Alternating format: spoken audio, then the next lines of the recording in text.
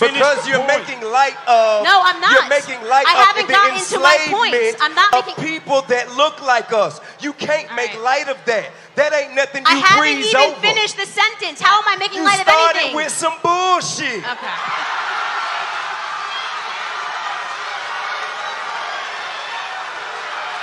Hey guys, welcome back to the channel. I'm the Political Frog, and today we're checking out a heated debate on a panel between Candace Owens and the rapper T.I. This debate really contrasts the issues the Black America faces on the left and the right. Something I want to highlight in this video is really how in-depth Candace Owens is able to analyze the issues Black America faces, and in contrast, the issues that T.I. highlights, which are more mainstream political talking points surrounding Black America. Check it out. Candace, same thing on the other side. How are we negotiating? What is the negotiation tactics so that we're not acquiescing to somebody else's agenda, but being clear about ours in the process of giving them our support?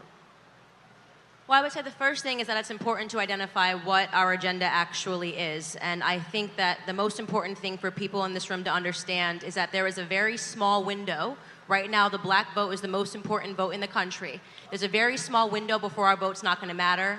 These conferences won't matter, and us sitting here won't matter, because illegal immigration, if you're looking at the numbers, every new birth in this country, 60% of all new births are Hispanic Americans, and the Democrats are about, listen, you're saying, let me get to the point. I'm going to tell you what's wrong with it.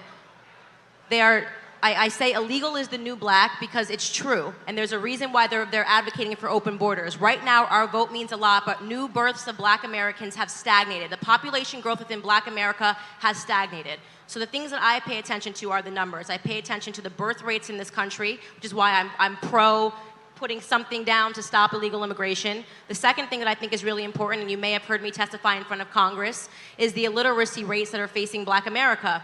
75% of black boys in California can't pass a reading exam. Across Baltimore, they looked at 5 schools. They couldn't find a single black boy that was a single black child that could pass a basic reading or a math exam. So I caught a lot of slack because I said, this is the Democrat plantation, but I meant what I said. If you look historically at what the plantations were when we were slaves, there were 3 things that were necessary for them to run. The first was our ignorance. Black Americans were not allowed to learn how to read unless we would have our limbs chopped off. And that was because an educated mind cannot be enslaved. So the fact that our schools are in this condition in the inner cities and all throughout America, and not a single candidate is talking about it, is problematic to me. I think that that's a huge negotiating tool for me. We need to be talking about the inner city schools. Another component, and this is the biggest issue that I think is facing Black America today, which was important to maintaining the plantations, was the breakdown of family. And of course, it makes total sense. If you break down the family, you create dependence on state. This in turn creates more government, more socialism, and it's there to create dependence and to suction votes, while offering very little in return. Poor literacy rates, along with a breakdown in the family, creates a weak populace, easy to manipulate. Without critical thought, without education, without support from your family and close friends, without close relationships, we are extremely weak. The biggest issue facing Black America is father absence. We have children that are growing up without their fathers in the home, and that is being incentivized by the government right now via the welfare system. When the government says we'll give you more money if you don't marry the father of your children, you are incentivizing bad behavior in our community. What happens when you remove a father from the home? This is why I do not mess with feminism at all. I'm not with it. This breakdown and mocking masculinity, making it seem like there's something wrong to be a man, all of this contributes to the breakdown of family. When you remove... Y'all, hey, hold on. So, hold on, brother, hold on. There's going to be an opportunity for each of you to engage, but I want to make sure this sister has the right to talk while she's here. That's why we invited her. So let her say what she needs to say, and then let's keep it moving. Come on, y'all. The single motherhood rate in the 1960s in Black America, and they thought that... Now, hold on. I want to finish this. This is on your behalf. At a certain point, we can't be assholes. At a certain point, these are black men and women, and in particular, these are black women. On some real G shit. It doesn't matter how you feel about her personally. everything she has just said, Louis Farrakhan said for the last 25 fucking years. And you know, he's exactly right. Candace Owens is not the only figure who has those ideas. However, mainstream culture has turned her into a controversial black icon just for speaking against mainstream views, even though there are other black icons that had those ideas like Martin Luther King or Louis Farrakhan. So with no, and I don't know if she's a fan of Farrakhan. I know me and Tamika are. Bam. But you cannot take the truth and be mad at who tells it to you. So just chill, bruh. Shut the fuck up. Let her say it and receive the information. That's it.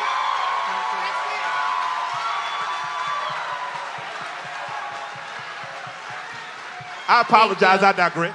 Thank you. Mike, thank you so much for Listen. saying what I want you to to continue because I was listening. Yeah.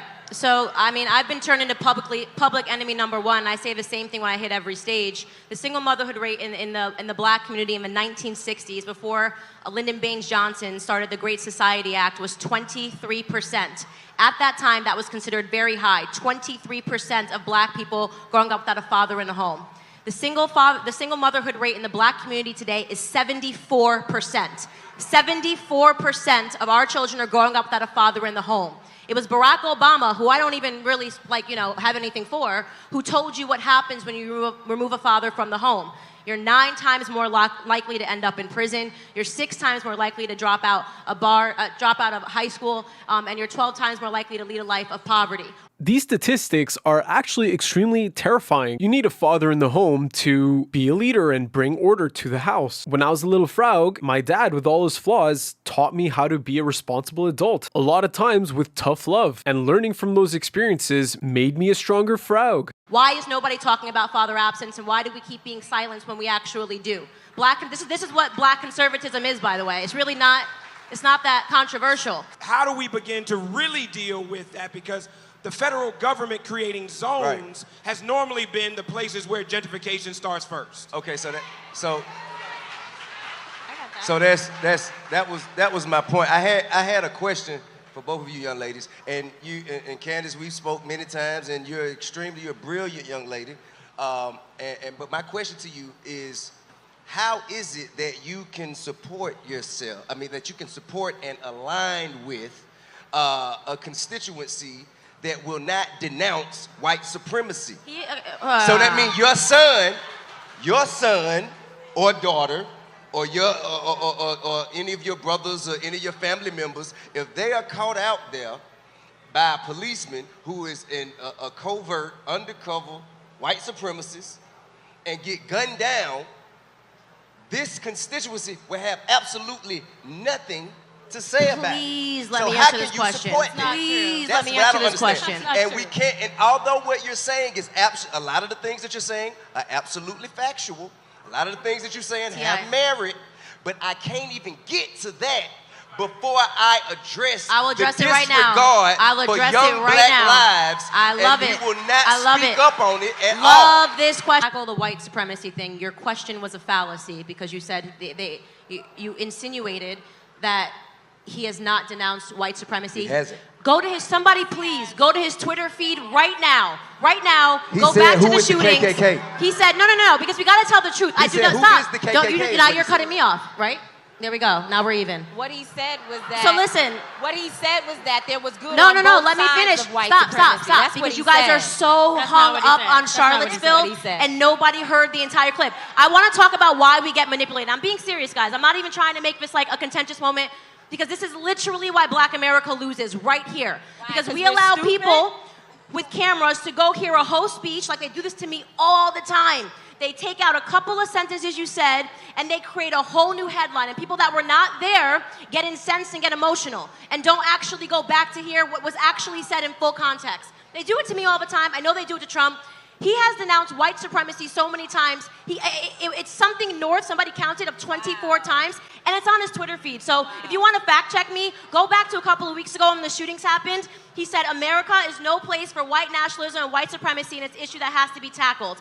I'm paraphrasing. You can go find it. Although so I he calls himself a nationalist. Secondly, he calls himself a nationalist. Stop. You can fact check me. I'm either lying to your face. You can go on Twitter right now. Right. You can do it live. So which one do you want us to believe? The first thing he says, or what he says after the media comes after him? No, I'm talking about because the first thing he said was that you're asking a different question than T.I. did. T.I. said, "How can you work with an administration that has never denounced white supremacy?" You're talking about Charlottesville. I'm talking about talking points that come out later. But what he starts with is racism. That's what comes out his mouth when he starts. See? So obviously this is a complicated issue, but I want to know what you think. So leave a comment as to where you stand in this debate. What are your perspectives? I'd love to hear your thoughts. And on that note, I'm the Political Frog. I want to thank you guys for watching. Until next time.